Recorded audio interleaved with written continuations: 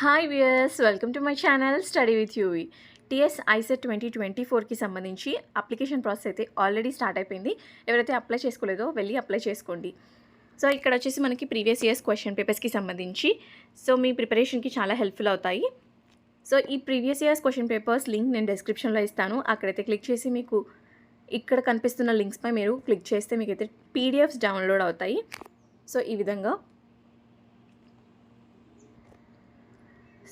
విధంగా అయితే మనకి పీడిఎఫ్ అయితే డౌన్లోడ్ అవుతుంది. మనం ఇక్కడైతే డౌన్లోడ్ చేసుకొని ప్రీవియస్ ఇయర్స్ క్వశ్చన్ పేపర్స్ అయితే మనం సాల్వ్ చేసుకోవచ్చు అనమాట.